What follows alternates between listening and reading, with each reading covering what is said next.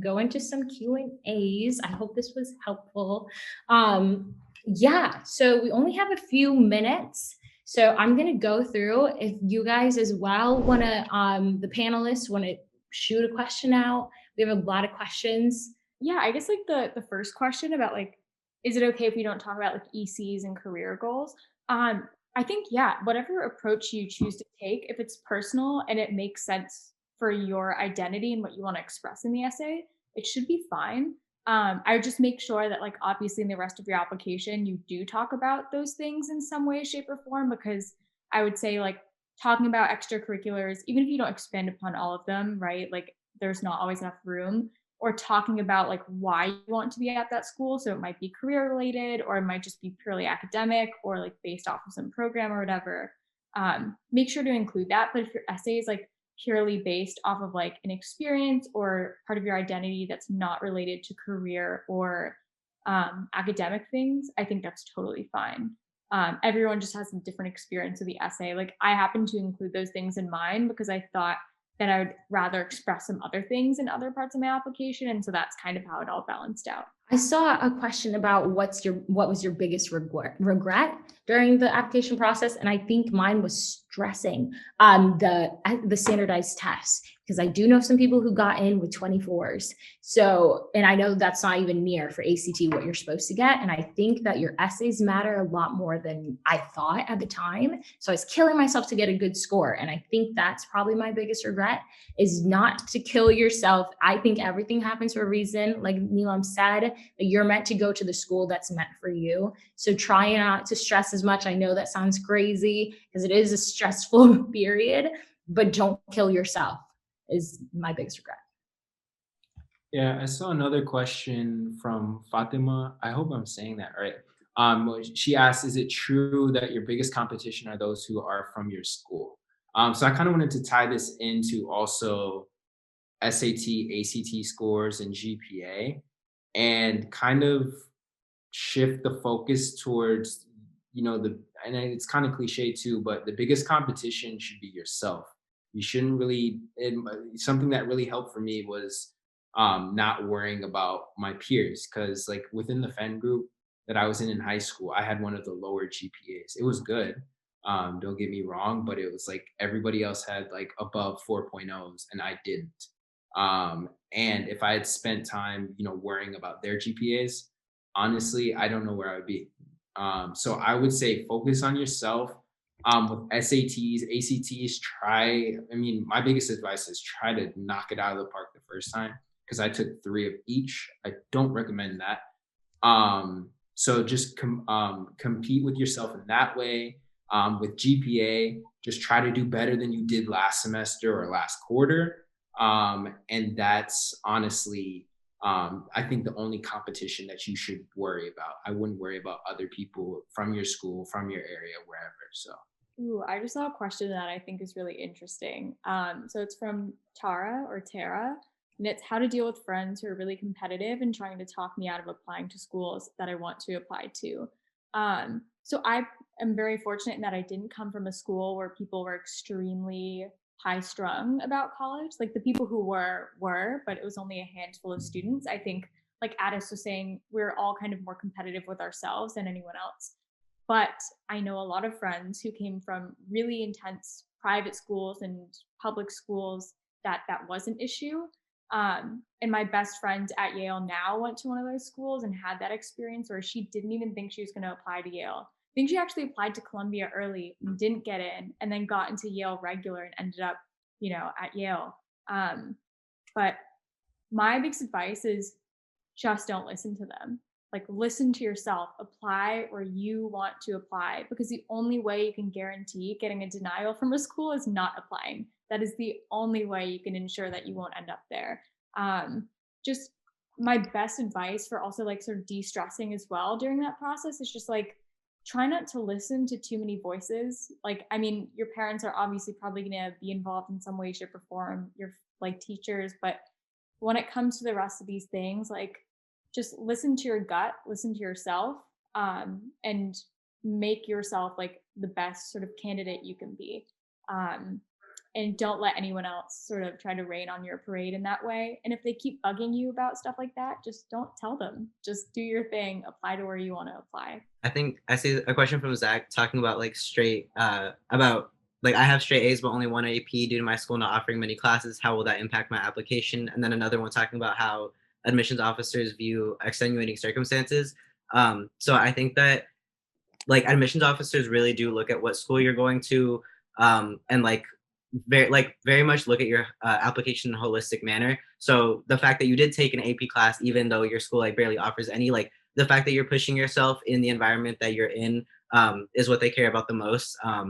And yeah, so I would just say like push yourself in your own like school, obviously, like to like challenge yourself academically, but also like do not worry about, oh, like other schools have like 15 APs and mine doesn't. I wouldn't worry too much about that because admissions officers really do take a holistic view of your circumstances. I see another question from Abigail R. And there was a question actually earlier just about the lack of diversity at all of our institutions and how we handle that, seeing that we're in the minorities. And I think this is something we can all touch on pretty briefly. For those of us that are minorities on the call, which I see a lot of faces, unfortunately in this country, that's just something we deal with being a minority.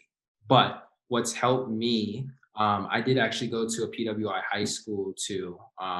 I've kind of gone to PWI schools all throughout my life. And PWI, for those that don't know, is predominantly white institutions.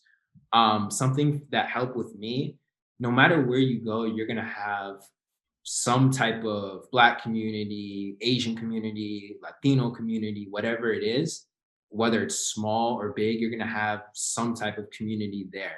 If that's something that's really important to you, I would recommend when you get on campus, wherever it is, find those people, talk to those people, ask them for advice, ask them for textbooks, lots of different things like that. But that would be my advice about handling the lack of diversity. I never really second guess myself because I think everybody on this call should know that you guys are enough. So don't second guess yourself. So. And I think, yeah, there was a question about imposter syndrome, which is just feeling like you don't belong and that you're not worth it, that you got in by mistake. Know that if you got accepted to these schools, you got accepted for a reason. These admissions officers see how awesome you are. Like, you're here to kill it. There's no other question. So if you are like wondering, oh my gosh, like I remember this first time I was in a class and like I told you guys, I was scared to read in front of people. So I was in this class and I got called to read. I started stressing because I was like, I'm in a class with a ton of Ivy League students. I'm going to mess up.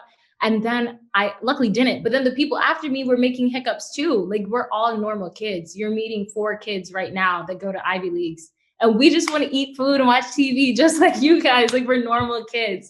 So you can do it. You got accepted because they believe in you. I believe in you. That's why you're here, sitting here for an hour and a half trying to learn about schools. It's because you guys are ambitious students that are ready to kill it.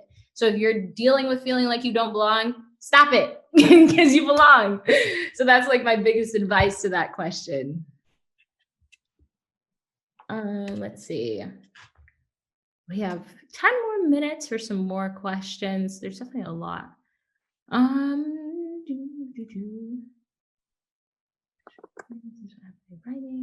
Do you guys see any more?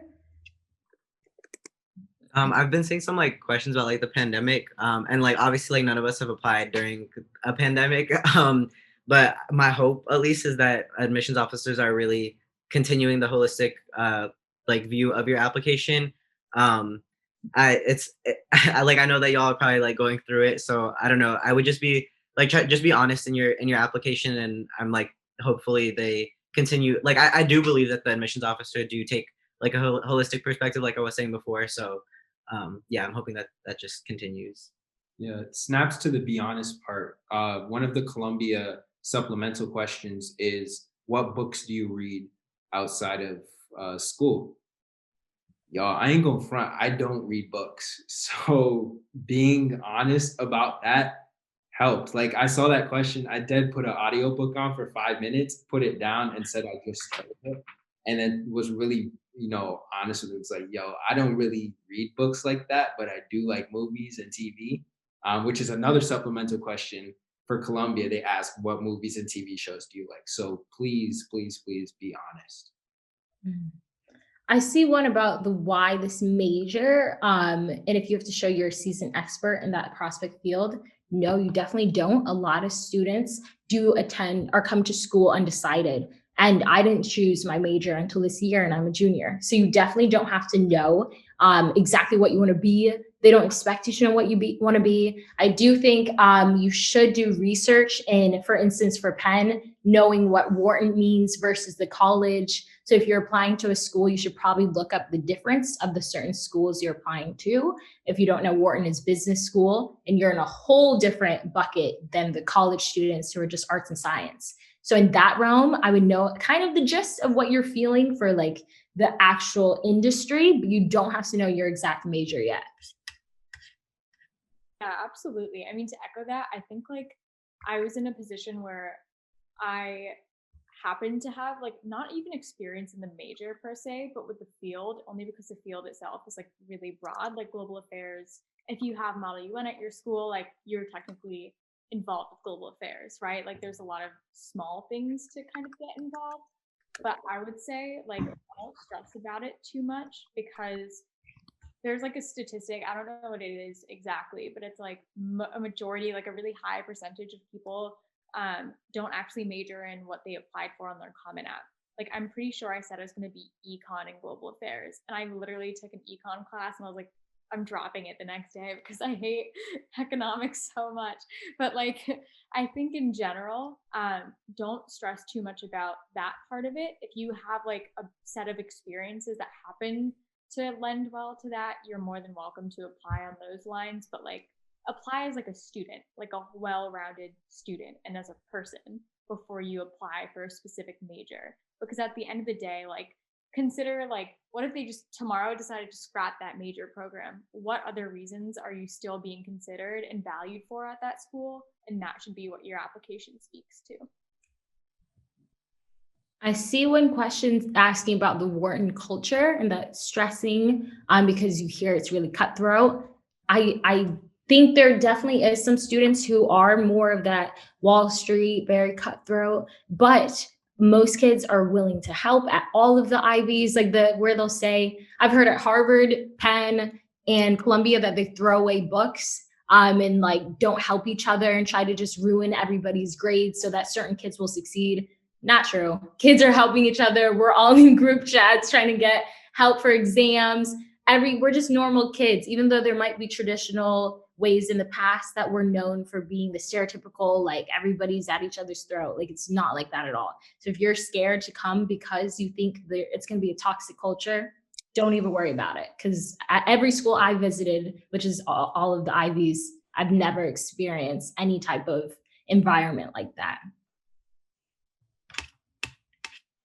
I will say I went in pre-med and I definitely agree with like the collaborative environment. Like I don't think that it was like cutthroat or in that sense.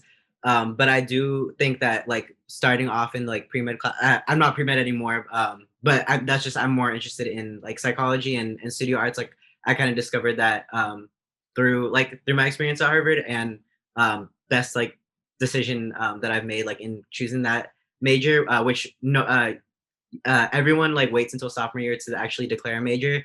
So you definitely do not have to know what you're what you want to pursue coming in. But I did like express interest in at like pre-med stuff.